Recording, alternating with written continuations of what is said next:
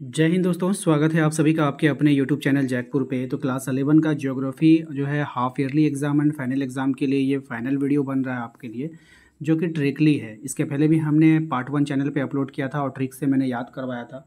काफ़ी सारे लोगों ने पसंद किया और आशा करते हैं ये वाला भी वीडियो आप लोगों को पसंद आएगा। तो वीडियो को लाइक ज़रूर कीजिएगा, कॉमेंट कीजिएगा एंड सभी दोस्तों को शेयर कर दीजिएगा। साथ ही साथ चैनल को सब्सक्राइब करके रखिएगा, तभी आपके पास नोटिफिकेशन जाएगा। सबसे पहला सवाल में देखिए कहा गया है कि निम्नलिखित में से सांस्कृतिक लक्षण कौन नहीं है। ठीक है, अब देखिए यहाँ पे जो हम लोग इसको कैसे जो है सॉर्ट आउट करेंगे, क्योंकि विद्यालय क्या होता है, एक संस्कृति है हमारा।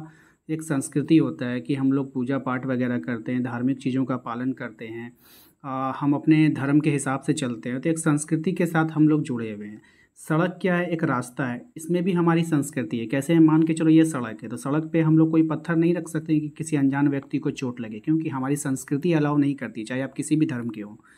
अस्पताल भी क्या है, यहाँ पर भी हमारी संस्कृति है। भाई डॉक्टर और मरीज के बीच एक संस्कृति है ना, कि डॉक्टर जो है उसका अच्छे से देखभाल करेगा, वो उसका फ़र्ज है, और मरीजों का क्या कर्तव्य है कि वो डॉक्टर की इज्जत करे, है कि नहीं। तो यहाँ पे भी संस्कृति है। लेकिन आप बताओ कि महाद्वीप महाद्वीप में क्या संस्कृति आपको दिख रहा है। ये तो भाई ये प्रकृति का नेचर है, ये तो ज़मीन है, भूखंड है, ठीक है, पृथ्वी का एक पार्ट है। इसको क्या संस्कृति आएगी, इसको कोई संस्कृति से मतलब है नहीं है। तो यही ऑप्शन सी हमारा राइट आंसर होगा। इसी प्रकार से अगर वहाँ पे क्वेश्चन चेंज हो जाएगा या फिर कोई भी और ऑप्शंस आ जाएगा तो आप इस तरह से आंसर करना। क्वेश्चन नंबर 12 पे ही, भूगोल का अर्थ क्या होता है। तो भूगोल का अर्थ होता है जैसे कि समुद्र का वर्णन करना, नहीं बिल्कुल भी नहीं। कि भूगोल, भू से मतलब भूमि, महाद्वीपों का वर्णन भी इसमें नहीं होता है, पृथ्वी का वर्णन होता है। ठीक है, ऑप्शन सी, ये तो आसान है, इसमें कोई ट्रिक की आवश्यकता नहीं है।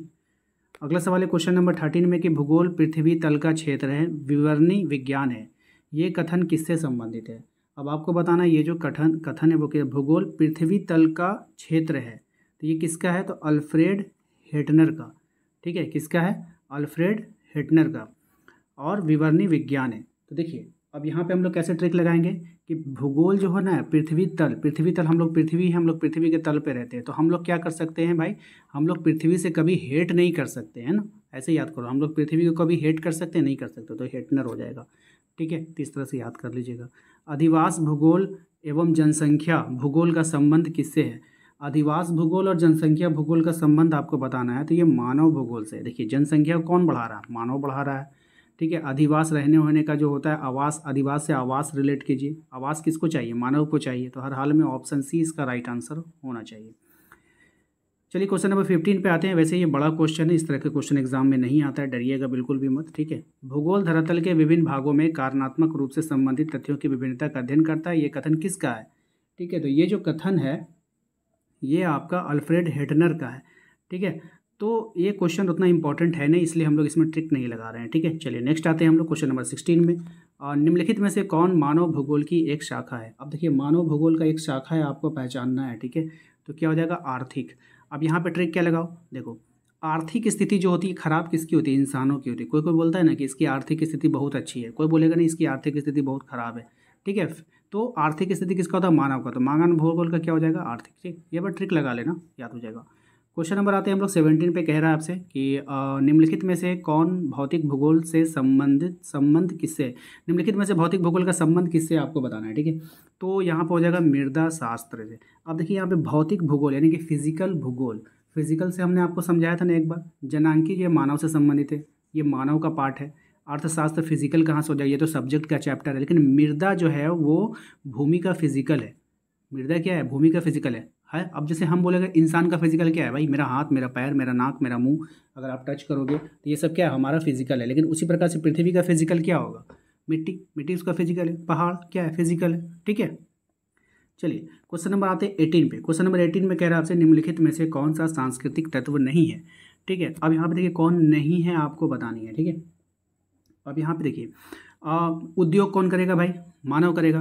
लेकिन उद्योग करने का भी नियम है और उसका रूल रेगुलेशन है, तो भाई उसमें संस्कृति झलकेगा, उद्योग में भी संस्कृति झलकता है। अब देखिए कोई पूजा का सामान बेच रहा है, कोई कोई मर जाता है तो उसका सामान बेचता है, कोई पैदा होता है तो उसका सामान बेचता है, तो भाई उसमें भी संस्कृति का झलक है। व्यापार, ठीक है, व्यापार वही सेम टू सेम, उसका भी व्यापार होता है। कृषि में भी हमारी संस्कृति झलकती है। बोलिए कैसे। अब कुछ लोग जो होते हैं जैसे पंजाब लोगों को जो पसंद होगा वो अपने अनाज को उगाएंगे भाई। बंगाल में अपना अपना फेमस चीज़ है, झारखंड का अपना फेमस चीज़ है, वो लोग अपनी अपनी चीज़ों की कृषि करते हैं, तो उसमें भी संस्कृति आ गया। ठीक है। लेकिन मैदान तो एक भूमि का टुकड़ा हो गया ना, ये तो भूमि का फिजिकल पार्ट हो गया ना, इसको तो संस्कृति से कोई लेना देना है नहीं, तो इसलिए ऑप्शन डी होगा आंसर।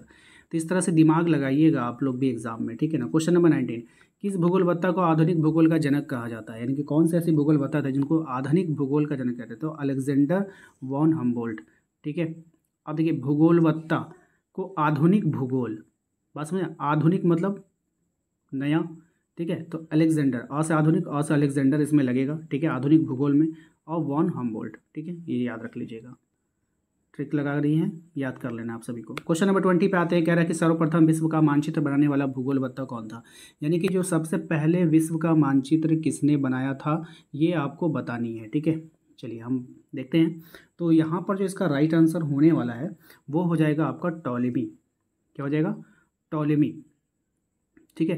तो सर्वप्रथम विश्व, अब देखिए विश्व है, विश्व की बात करेगा, यानी कि पूरा ग्लोब की बात करेगा। अब देखिए ग्लोब में क्या होता है, गोल, यहाँ पे देखिए अर्ध गोलाकार आपको दिख रहा है टॉलमी में, टॉलमी के नाम में भी अर्ध गोलाकार है, बस इस तरह से बस ट्रिक लगा लो, बहुत छोटा सा ट्रिक है, याद हो जाएगा, ठीक है। तो आज के इस वीडियो में हमने 10 सवालों को जो है ट्रिक से याद करवा दिया आपको। और ये सवाल जो है क्वेश्चन नंबर 21, आपको इसका आंसर कमेंट में टाइप करना है, ठीक है सभी को। भूगोलवत्ता इरेटो सीरीज का संबंध किस देश से था, यूनान से था, अमेरिका से था, भारत से था, या फिर ऑस्ट्रेलिया था। इसका आंसर आप लोग कमेंट बॉक्स में सब लोग देंगे, काफ़ी अच्छा सवाल है, एग्जाम में पूछता है ये सवाल, ठीक है। तो चलिए मिलेंगे हम लोग अपने नेक्स्ट अगले वीडियो में। Thank you.